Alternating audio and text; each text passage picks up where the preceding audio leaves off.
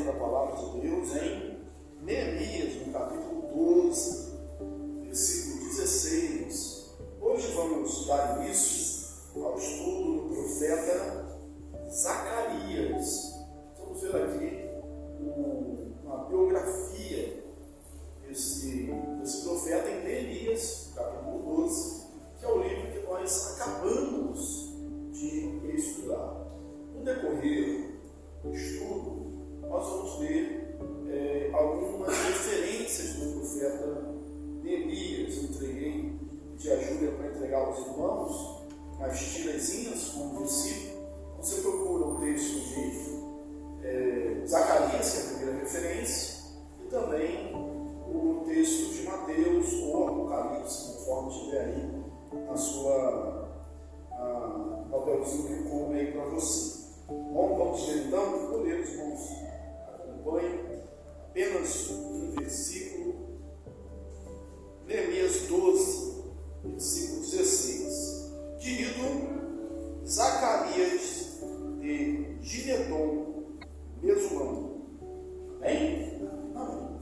Abra lá agora em Zacarias, penúltimo livro do Antigo Testamento, e vamos ler aí o primeiro versículo. Hoje nós vamos fazer apenas a introdução do nosso estudo. Senhor Eduardo, ver se conseguia ligar o fone, mas foi no final, só essa mensagem. No 8º mês, no 2º ano de Dario, veio a palavra do Senhor ao profeta Zacarias, filho de Baraquias, filho de Ido, dizendo: quem é o profeta Zacarias? Zacarias é um profeta pós-exílico, contemporâneo de Ageu. Toda vez que a gente lê, você abrir aí o texto do Antigo Testamento, dos profetas, você, quando estiver estudando, você deve fazer uma pergunta: se esse profeta é pré-exílico, exílico ou pós-exílico, porque a profecia dele vai gerar em torno dessas questões, é uma questão histórica importante. O exílio aconteceu por desobediência a Deus. Deus havia dado ao seu povo orientações, normas, leis, para quando entrasse na terra prometida, cumprisse essas leis. E o povo se afastou, foi rebelde. E aí Deus mandou o exílio. Os profetas, antes do exílio, falaram para o povo se arrepender. E o povo não se arrependeu. Quando que aconteceu esse exílio? Em 586 a.C., foi o exílio do Reino do Sul, do Reino de Judá. O Reino do Norte já havia caído em 720, bem antes. O Reino do Norte caiu em 720 e ele não voltou do exílio. O Reino do Sul caiu posteriormente, em 1936, ele voltou do exílio 70 anos depois, aproximadamente, como havia foi pedido pelo profeta Jeremias e também por Isaías. Então ele é um profeta pós-exílio, ou seja, ele profetizou depois do exílio. Bem, lá em Neemias a gente viu a descrição da genealogia dele, dos tempos em Esdras, bem, e aí a gente vê que ele, Zacarias, é bem anterior a Esdras e Neemias. Há aí uma aparente contradição. Se você ler tanto Neemias como Esdras, quando aparece o nome de Zacarias, que não é um nome comum na Bíblia, aparece cerca de 29 vezes. Por exemplo, se eu te perguntar qual outro Zacarias, além desse profeta, você conhece na Bíblia? Tem um que é bem famoso, o Zacarias, marido de Isabel, o pai de João Batista. Também seria aqui, porventura, também da linhagem sacerdotal, como era Zacarias, nós vamos ver isso aqui. Zacarias, ele era um profeta, descrito aqui na nossa situação da Bíblia, como um profeta menor. Mas os profetas menores é o maior livro, os 14 capítulos de Neemias. E entre os profetas menores, além de ser o mais longo, ele é o mais enigmático. Se eu perguntar para você quantas vezes você leu o profeta Zacarias, eu sei que eu não vou ficar surpreso se você disser que nunca leu o profeta Zacarias. As pessoas não leram. Se eu perguntar se você leu e perguntar, você acha difícil? Achou difícil a leitura? É possível que você ache difícil também. Lutero, reformador do século XVI, ele expondo, comentando o livro do profeta Zacarias, quando chegou no versículo 14, então, capítulo 14, ele disse assim: aqui eu desisto, porque eu não sei o que o profeta quer dizer. Lutero, aqui eu desisto, não sei o que o profeta quer dizer. Então, é um livro difícil, porque é um livro profético, histórico e profético. Alguns estudiosos antigos da Bíblia dividem o livro, ou a crítica, na verdade. Dizia que existia um primeiro Zacarias e um segundo Zacarias. Está um livro aí. Do capítulo 1 ao capítulo 8, eles dizem que é o primeiro Zacarias. Do capítulo 9 ao 14, o segundo Zacarias. Os estudiosos, conservadores, nós fazemos curso com eles, dizem não, é um livro só, uma unidade, e o autor é o mesmo Zacarias. O que acontece, e nós temos aqui algumas referências, por exemplo, Collins, que é um teólogo, ele expressou bem essa ideia, eu vou ler aqui a palavra dele, mas resumir e dizer o seguinte: Zacarias era contemporâneo de Ageu, começou a profetizar na época do rei Dario. Se a gente for fazer assim, uma contextualização histórica, qual foi, estudos bastante na Neemias, qual foi o rei persa de Israel, causou o domínio de Babilônia. Depois do Império Babilônia, Assuero subiu, tomou o poder do Império Persa. E teve um rei, imperador persa, que lá nas constituições chamadas de meu pastor, Ciro, que escreveu um edito libertando o povo, ou melhor, mandando o povo, autorizando os judeus voltarem para reconstruir o primeiro templo com a Zorobabel e Esdras, depois os muros com Neemias. Quem foi esse primeiro imperador? Foi o Ciro da Pérsia, chamado meu pastor. Depois de Ciro, o filho dele governou durante quase 2 anos, 15.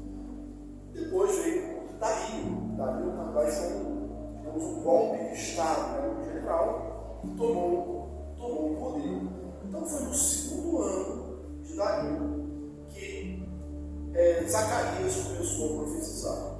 E a primeira parte ele profetizou até o 4º ano de Dario e da Pérsia. Aí depois vem Xerxes, que é o mesmo Assuero lá de Ciro, e depois Artaxerxes. Artaxerxes é um nome que rola a boca para falar, mas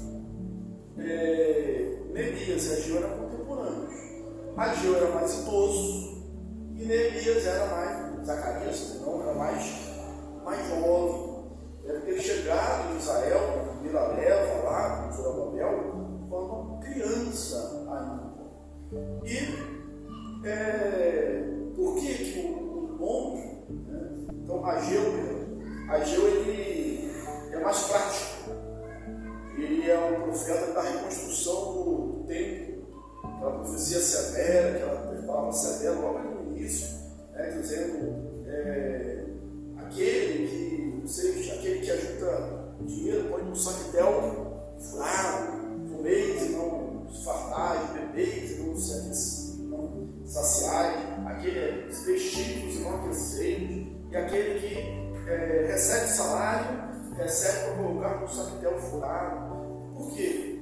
Porque estamos crescendo na casa do Senhor, na casa de Deus, o templo está abandonado, enquanto vocês vivem em casas apainadas, casas que a fachada simplesmente os painéis, e a casa de Deus está ruína. Zacarias ele é contemporâneo, mas um pouco depois, então ele vai falar também da reconstrução, e faz coro, alguns chamam eles de os profetas, Ageu e Zacarias podem ser chamados profetas da restauração do templo. E aí, Zacarias fala mais dessa parte espiritual. Bem, Zacarias, filho de Ido, está lá em Elias e Esdras. Em Zacarias, a gente leu que ele é filho de quem? Baraquias. Ora, ele é filho de Ido ou de Baraquias? Na genealogia proposta por Zacarias, ele seria neto de Ido. Ido é o pai de Baraquias, Baraquias o pai de Zacarias. Essa é apenas uma aparente contradição. Não há uma contradição verdadeira. A explicação mais fácil, concisa e também mais direta para isso é que ele realmente é filho de Baraquias, neto de Ido. Por quê? Ido era chefe da casa, chefe da família, voluntário lá da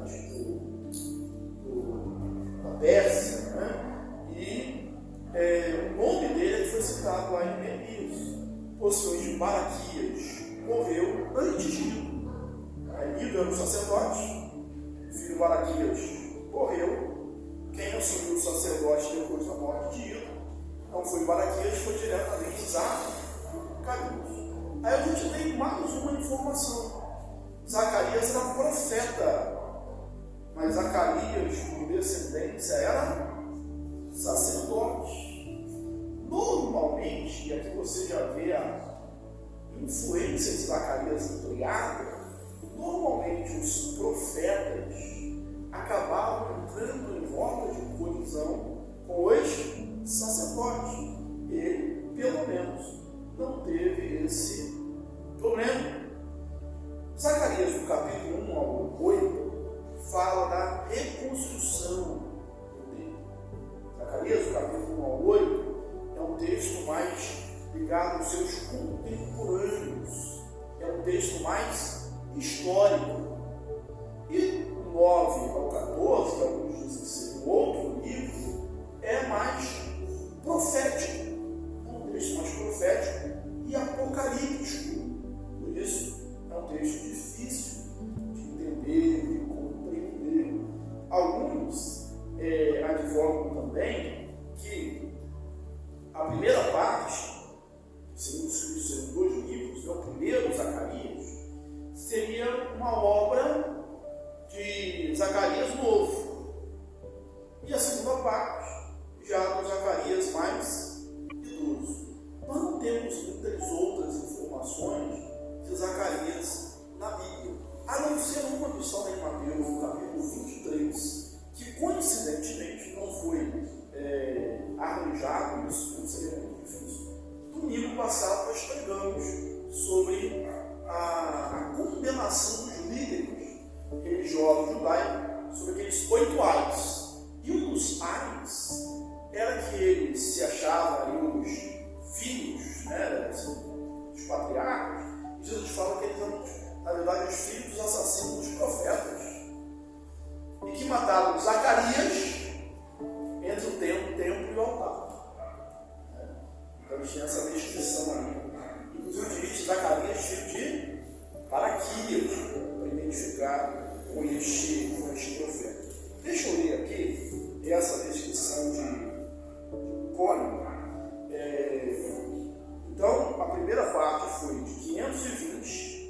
a 518 a.C., a profecia de Neemias. O texto que eu citei do Novo Testamento, foi a mensagem da semana passada, no domingo passado agora, é Mateus 23, 35, que é a morte aí de Zacarias entre o templo e o altar.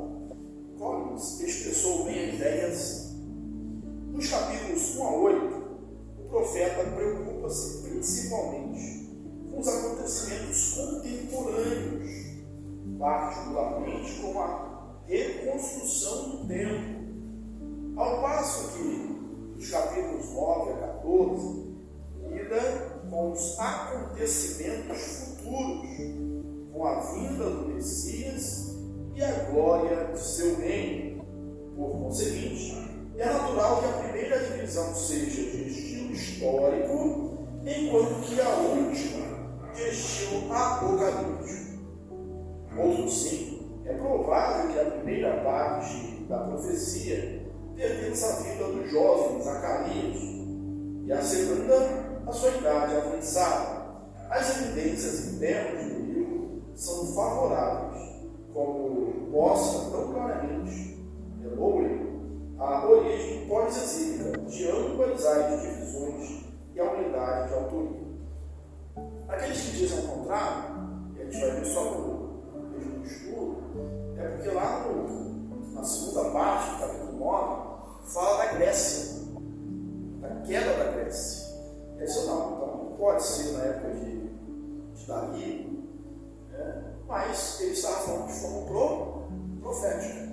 A Grécia estava em ascensão, aí ele fala de forma profética da Grécia. Eu perguntei se você leu algumas vezes o profeta Zacarias. Alguns textos você vai lembrar do profeta Zacarias. Por exemplo, tem um texto que nós citamos muito, está em Zacarias. Esse aqui, não é por força, nem por violência, mas pelo meu espírito, diz o Senhor dos Exércitos. Você pensava, não sabia nem o texto de Zacarias, você sabe de cor, está na ponta da língua.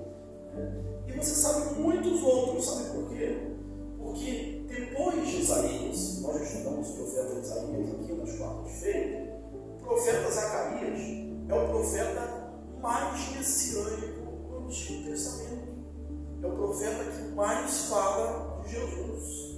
É o profeta mais citado nos evangelhos. É o profeta mais citado e muito citado mesmo. Todas assim, as visões de João lembram a questão aqui de Zacarias, aquela questão dos 4 cavaleiros do Apocalipse, é tirado do livro do profeta Zacarias.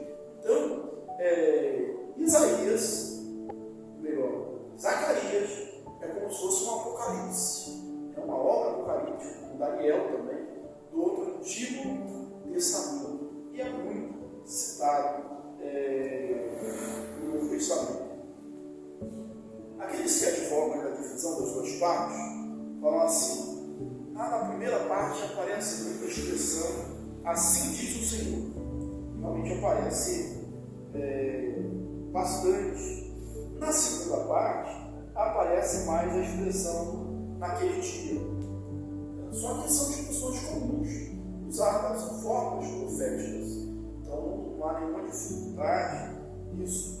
Nós concordamos aí com a unidade da obra.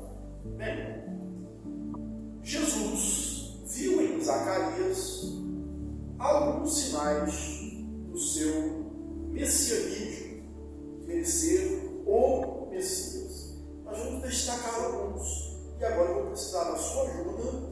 Agora nós vamos ler alguns textos dois de Zacarias, começando aí com Zacarias, no capítulo 9, versículo 9. Quem está com essa tirinha?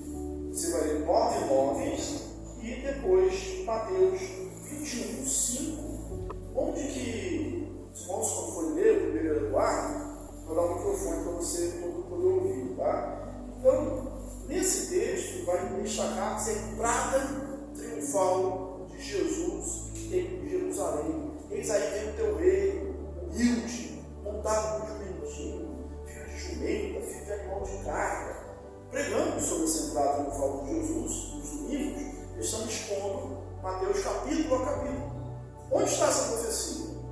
Lá em Zacarias, Eduardo vai ler Zacarias 9:9 e Mateus 21:5. Depois é o texto de 11:12. Quem está com o texto 11:12? Oi? Voltou Mateus? Viu Mateus? 9 e 10. Peraí. Não, está outra pessoa.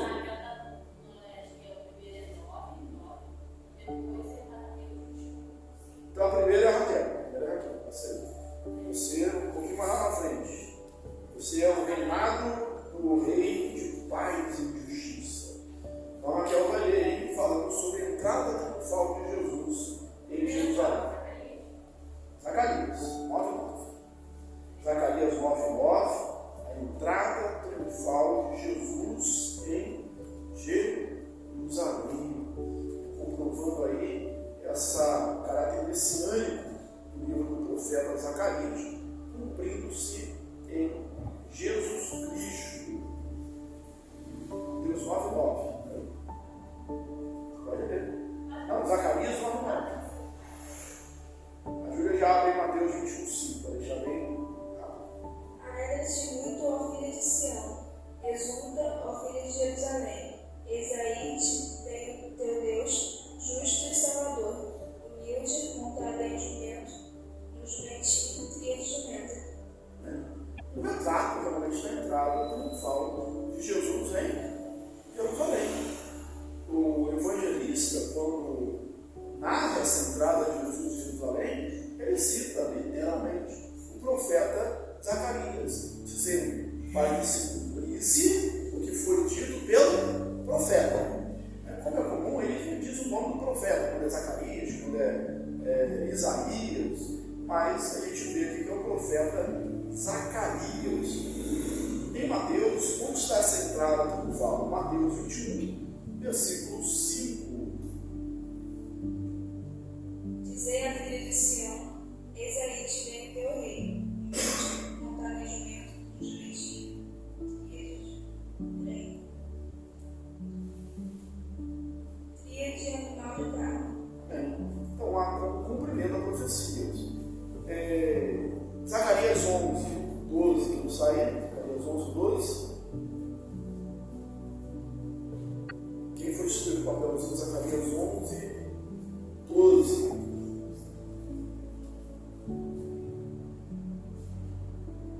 Eu preciso que você conseguir mais áudios para a gente não perder o dinamismo do estudo. Alguém está com Zacarias 11:12? Não, todos eles não têm Zacarias. O primeiro é sempre Zacarias.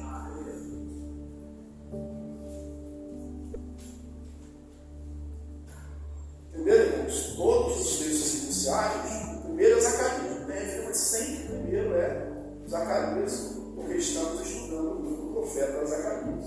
Pode ler. Eu lhes disse: se vos parece bem, dai-me o meu salário, e se não, deixam passar pesado, pois por meu salário 30 moedas de prata. Quem foi no Novo Testamento que recebeu 30 moedas de prata pesadas, deu aquela quantidade da paga dele?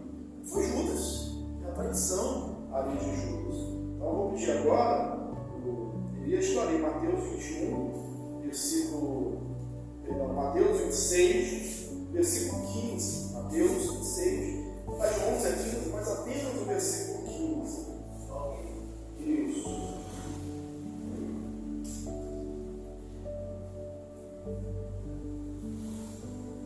Que me quereis dar, e eu vou entregarei, e pagarão-lhe 30 moedas de prata. Bem, o que quereis dar? Eu vou entregar Jesus, o Senhor ajuda. Eu vou pagar 30 moedas de prata. Quem vai com Zacarias, está escrito aí, ó, o sangue da nova aliança, 9:11. Quem é que está nesse texto? Zacarias 9:11. Aí vai ler Zacarias 9:11 e Mateus 26:28. Tem referência também de Marcos, mas não precisa ler Marcos. É uma citação à aliança de sangue que foi feita no sangue de Jesus. E onde está isso prescrito? Predito. Zacarias 9:11. Quanto a ti, Sião, por causa do sangue da tua aliança, tirei os teus cativos da cova e que não havia água. Depois, Mateus 26:11-15. Então fala de forma expressa, literal, o sangue da aliança. Depois de Mateus, Zacarias 9:11, vai ser seguida com a palavra paixão de Jesus. Zacarias 13:6. Quem é que está nesse texto? Zacarias 13, paixão de Jesus. Depois já passa o microfone.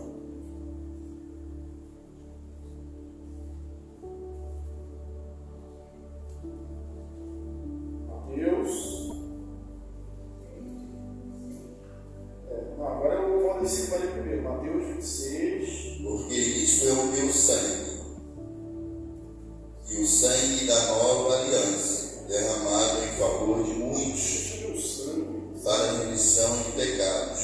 Porque este é o sangue da nova aliança, derramado em favor de muitos para a remissão de pecados.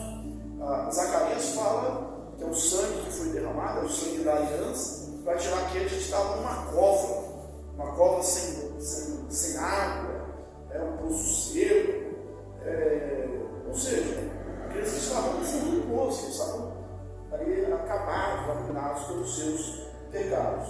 A paixão de Jesus, 13:6, Zacarias 13:6.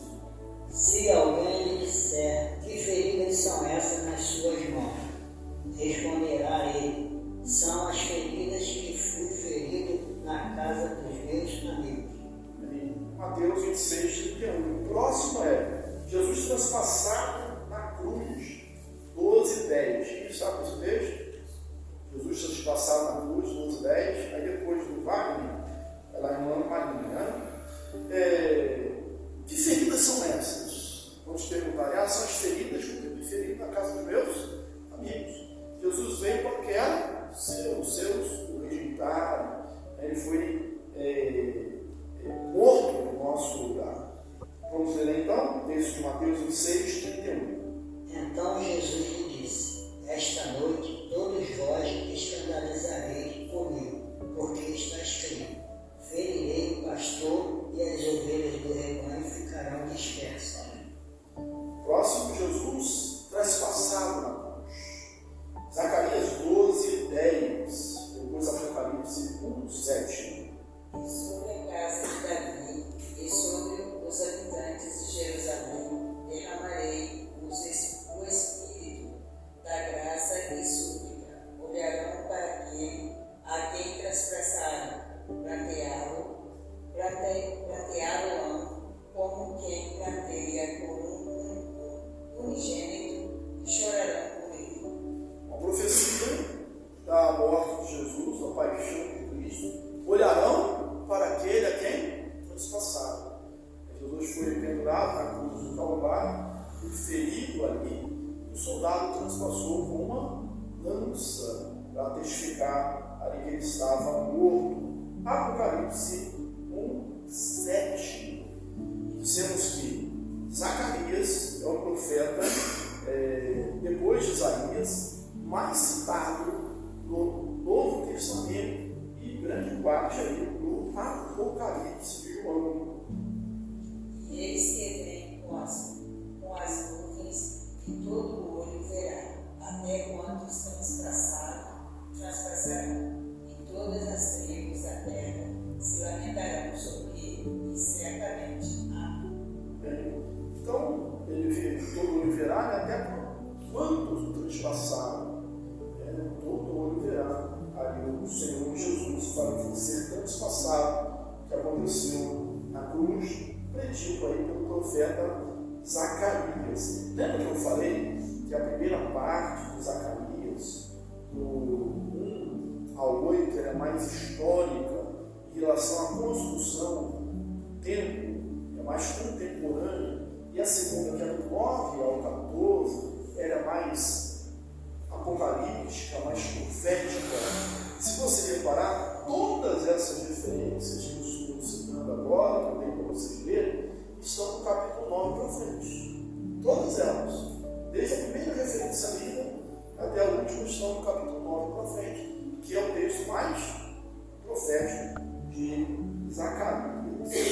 Todos pontos antes passaram. O próximo texto é 14, 1 a 6, o retorno de glória e a libertação de Israel de seus inimigos. Quem está com Zacarias 14? 14, 1 a 6. O juízo sobre Jerusalém e seus opressores. Eis que vem o dia do Senhor, em que os teus escudos se repartirão no meio de ti. Porque eu ajuntarei todas as nações para pelejar contra Jerusalém, e a cidade será tomada, e as casas serão saqueadas, e as mulheres forçadas. Metade da cidade sairá para o cativeiro, ali distante do povo não será expulso da cidade. Então sairá o Senhor e pelejará contra essas nações como pelejou no dia da batalha.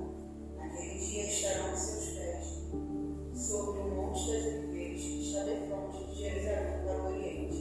O Monte das Oliveiras será perdido pelo meio para o Oriente e para o Ocidente, e haverá um vale muito grande. Metade do monte se apartará para o norte e a outra metade para o sul. Fugireis pelo vale dos montes, porque o vale dos montes chegará até as almas. Sim, fugireis como fugiste do terremoto no dia de Uzias, rei de Judá. Então virá o Senhor, meu Deus, e todos os santos com ele. Acontecerá naquele dia que não haverá luz, mas trevas. Então, fala do cativeiro, fala da restauração. Olha Mateus aí, fala do cativeiro e da restauração. Aparece uma expressão que eu escrevi aqui nessa introdução, que é da parte do capítulo 9 ao 14, parece muito, naquele dia, né, o Senhor virá com seus santos. Mateus 25, Mateus 25, 24 e 25, ele vai começar a pregar aqui nos livros, é sobre a volta de Jesus, Mateus 25, 31. Quando vier o Filho do Homem na sua majestade, e todos os anjos com ele, então se assentará no trono da sua glória. Então, lá em Zacarias, o Senhor e todos os seus santos. Aqui em Mateus, o Senhor Jesus com todos os seus filhos, com todos os seus santos, para se assentar no trono da sua glória. Próxima o reinado como rei de justiça e paz. Reinado como rei de paz e justiça. Tem algumas referências aí, mas vamos ver apenas a primeira 9 e 10. Quem é que está com esse texto? Alegra-te muito, ó filha de Sião, exulta, ó filha de Jerusalém. Eis aí que vem o teu reino justo e salvador, humilde, montado em jumenta, numa jumentinho, cria de jumenta. Destruirei os carros de Efraim, os cavalos de Jerusalém, e o arco da guerra será destruído. Ele anunciará paz às nações, o seu domínio se estenderá de mar a mar, e desde Eufrates até a extremidade da terra. Apocalipse 11, 15. Vai quebrar o arco. O salmista diz que ele quebra o arco e despedaça a lança.